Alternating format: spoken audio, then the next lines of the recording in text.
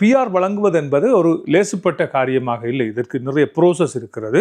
இலங்கையிலே இருக்கின்ற ஒரு சில முகவர்கள் இப்பொழுது ஆரம்பித்திருக்கிறார்கள். 2 கோடி கேட்கப்பட்டிருக்கிறது. 2 கோடி தாருங்கள், உங்களுக்கு பிஆர் எடுத்து தருகின்றோம் கனடாவில் என்று. குடும்பத்தோடு யாருக்கும் பிஆர் வழங்கப்படவில்லை. அதை முதலில் புரிந்து கொள்ளுங்கள். விசிட்டர்ஸ் விசாவுக்கு 1 கோடி கொடுத்திருக்கிறீர்கள். அதெல்லாம் ஏமாத்து வேலை. அப்படியெல்லாம் இல்லை. 365 நாள் தாண்டியும் ஸ்ரீலங்காவுக்கு கொடுக்கப்படவில்லை.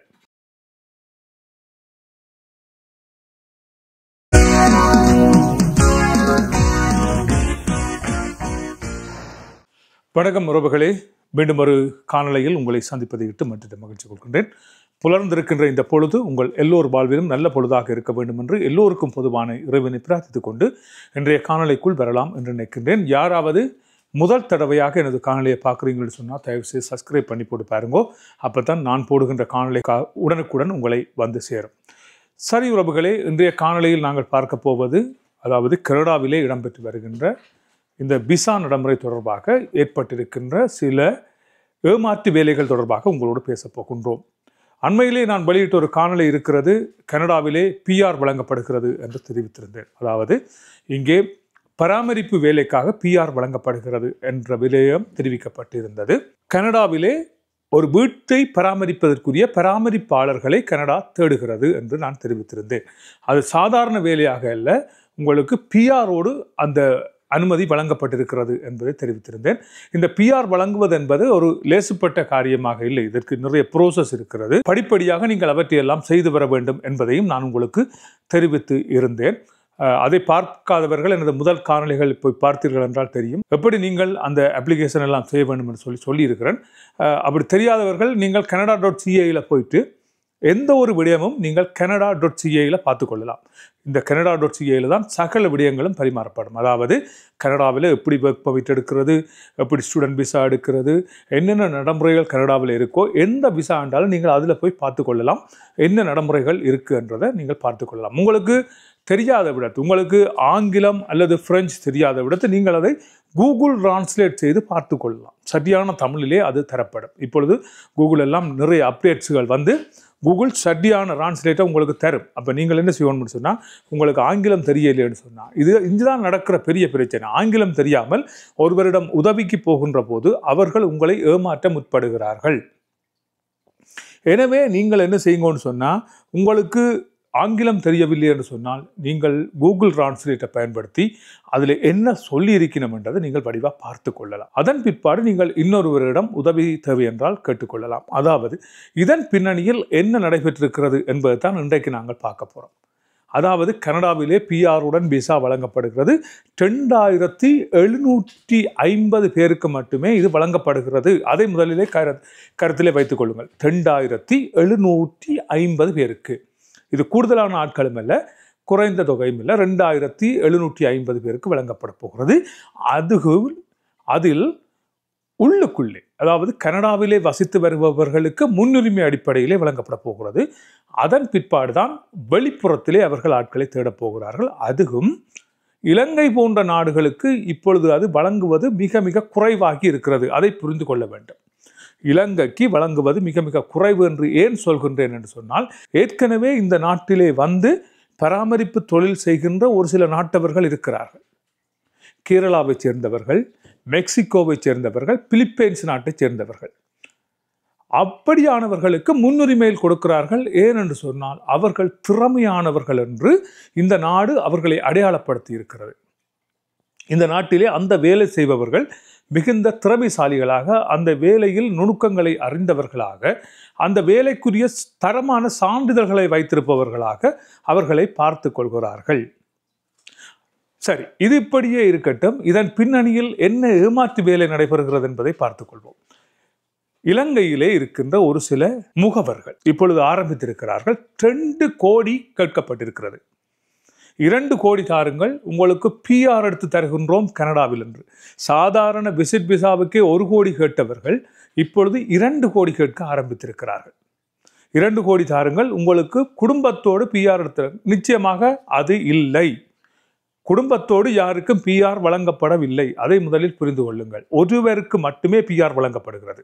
பிஆர்ல வந்து ஒருவர் வேண்டுமானால் பின்னர் தனது குடும்பத்தை ஸ்பான்சர் பண்ணி கொள்ளலாம். ஆனால் குடும்பத்தோடு உங்களுக்கு பிஆர் எடுத்து தருகின்றோம் என்கின்ற நடைமுறை கனடாவிலே இல்லை. அதை நம்ப வேண்டாம். அவ்வாறு சொல்பவர்களை கடைசி வந்தாலும் நம்ப வேண்டாம். 2 கோடி கொடுத்தீங்கன்னு சொன்னால் உங்களோட 2 கோடியும் அவ்வளவு தான். அந்த பிஆர் வந்து 2750 பேரில் ஸ்ரீலங்காவில் எத்தனை பேருக்கு கொடுப்பாருன்னு நீங்கள் யோசிக்கிறீங்க? முதல்ல அதை யோசியுங்க. கனடாவுக்கு வந்து நீங்கள் 2 கோடி கொடுத்து வந்து இங்கே அந்த 2 கோடியை முளைக்கிறது சரியான கஷ்டம். இப்போத்தைய இருக்கிற நிலைமையில் கனடாவின் எக்கானமி கீழே போயிட்டு கனடாவில் வேலை எடுக்கிறதுன்றது சரியான கஷ்டமாக இருக்குது. சில அங்கே சொல்லிடுறோமாம் என்னென்னு சொன்னால், நீங்கள் இந்த பிஆரில் போயிட்டு நீங்கள் அங்கே மாறிக்கொள்ளலாம், வேறு வேலைகளை செய்து கொள்ளலாம். அப்படி எல்லாம் இல்லை. எப்படி என்று சொன்னால், அதற்கு சில வரைமுறைகளை இந்த அரசாங்கம் வைத்திருக்கிறது. நீங்கள் இந்த வேலை கண்டு வந்தால் அந்த வேலை மட்டும்தான் செய்ய வேணும். அப்படி இல்லையோ உங்களை திருப்பி நாட்டுக்கு அனுப்பிடும். பிஆரை கேன்சல் பண்ணி உங்களை திருப்பி நாட்டுக்கு அனுப்பிடும். அதை புரிஞ்சு கொள்ளுங்க. அது தெரியாமல் தான் இவைகள் சில பேர் இந்த கண்ட பாட்டுக்கெல்லாம் மக்களை ஏமாத்துகிறோம். விசிட்டர்ஸ் விசாவுக்கு 1 கோடி கொடுத்துருக்கிறீர்கள், அதெல்லாம் ஏமாத்து வேலை. அப்படியெல்லாம் இல்லை. என்ன இந்த ஒர்க் விசாவா? ஓகே, ஒர்க் விசாவுக்கு என்னென்ன ப்ரோசஸ் இருக்குது. ஸ்டூடெண்ட் விசாவா? ஸ்டூடெண்ட் விசாவுக்கு என்னென்ன ப்ரோசஸ் இருக்குது. விசிட்டர்ஸ் விசாவுக்கு என்னென்ன ப்ரோசஸ் இருக்குது பாருங்க. முன்னர் எல்லாம் விசிட்டர்ஸ் விசா 7 நாள்களுக்கு எல்லாம் ப்ரோசஸ் பண்ணி முடிவு வந்தது. ஆனால் இப்போ 365 நாள் தாண்டியும் ஸ்ரீலங்காவுக்கு கொடுக்கப்படலை. ஏனென்று சொன்னால் நிறைய ஃப்ராட் நடந்திருக்கு. ஸ்ரீலங்காவில் கண்டுபிடிச்சிருக்காங்க. ஸ்ரீலங்காவில் நடந்த இந்த ஏமாற்று வேலைகளாலே ஸ்ரீலங்காவுக்கு விசிட்டர்ஸ் விசா கொடுக்கிறது இப்போ 365 நாளுகளும் தாண்டி யாருக்கும் கொடுக்கப்படவில்லை. கொடுக்கப்படவில்லை என்றதன் அர்த்தம் என்னன்னு சொன்னால், அது இனி கொடுப்பார்களோ தெரியாது. ஏனென்றால் அந்த அளத்துக்கு ஏமாற்று வேலைகள் இந்த விசாக்களில் நடந்திருக்கிறது. பல கண்டுபிடிக்கப்பட்டிருக்கின்றன. ஒரே டாக்குமெண்ட்ஸ் வச்சு கிட்டத்தட்ட 6-7 குடும்பத்துக்கு ஒரே டாக்குமெண்ட்ஸ் பாவிக்கப்பட்டிருக்கு. ஒரே வகையான வீட்டை 10 பேருக்கு காட்டியிருக்கு. ஒரு வீட்டை வச்சு 10 பேருக்கு விசா அடுபட்டிருக்கு. இது எல்லாம் கண்டுபிடிக்கப்பட்டிருக்குது. ஒரே பேங்க் பேலன்ஸை வச்சு 4 பேருக்கு போடப்பட்டிருக்கு. இப்போ தான் எல்லாம் கண்டுபிடிக்கப்படுது. அப்போ கண்டுபிடிச்சு கொண்டு வர்ற நேரத்தில் அது சில வேளையில் யார் யார் இப்படி வந்தார்களோ அவர்களுக்கு அது பாதகமாக அமையப் போகிறது. கனடிய அரசாங்கம் எல்லாவற்றுக்குமே உங்களை ஆதரிக்கும், ஆனால் ஏமாற்று வேலைகளுக்கு வழி கொடுக்காது. ஸ்ரீலங்காவில் நான் முக்கியமாக இந்த காணொளி செய்வதற்கு காரணம், அந்த 2 கோடி ஸ்ரீலங்காவில் கேட்பவர்களுக்கு பிஆரோடு கனடாவுக்கு நாங்கள் உங்களை அனுப்பி வைக்கின்றோம் என்று ஆரம்பித்திருக்கின்ற அந்த வேலை மிக மிக ஏமாற்று வேலை. மக்களே, தயவு செய்து ஏமாற்று விடாதீர்கள். ஏமாறுவர்கள் இருக்கும் வரைக்கும் ஏமாற்றுபவர்கள் இருந்து கொண்டுதான் இருப்பார்கள். ஒவ்வொரு வகையான ஏமாற்றுக்கள் இடம்பெற்று கொண்டிருக்கின்றன. பல ஏமாற்றுக்கள் பல்வேறு வகையில் எங்களுக்கு தெரியக்கூடியதாகவே அந்த ஏமாற்றங்கள் இடம்பெற்று கொண்டிருக்கின்றன. முன்னர் கனடா கொண்டே விடுகிறோம் என்று கப்பலில் ஏற்றி நடுக்கடலில் விட்டார்கள். அது ஒரு பக்கத்தால் போனது. பின்னர் அந்த நாட்டுக்கு அனுப்புகிறோம், இந்த நாட்டுக்கு அனுப்புகிறோம் என்று சொல்லி ஏற்றிக்கொண்டே விட்டார்கள். இப்பொழுது இன்னும் ஒரு வகையான சம்பவம் நடைபெறுகிறது. கனடாவிலே உங்களுக்கு ஹோட்டல் மேனேஜ்மெண்ட் வேலை இருக்கிறது, கனடாவிலே இந்த கம்பெனியில் வேலை இருக்கிறது, கனடாவில் பீஸா கடையில் வேலை இருக்கிறது, கனடாவிலே துணிக்கடையில் வேலை இருக்கிறது. அப்படி எதுவும் இங்கு இல்லை. யாரையும் அப்படி வேலைக்கெல்லாம் இங்கே எடுக்கிறேன். உள்ளுக்குள்ளே இருக்கிற ஆட்களுக்கே இப்போ வேலை இல்லை. பிறகு எப்படி வெளியால் இருந்தவர்கள் வேலைக்கு ஆட்களை எடுக்க போகிறார்? கனடாவில் இருப்பவர்களுக்கு இப்பொழுது வேலை இல்லை.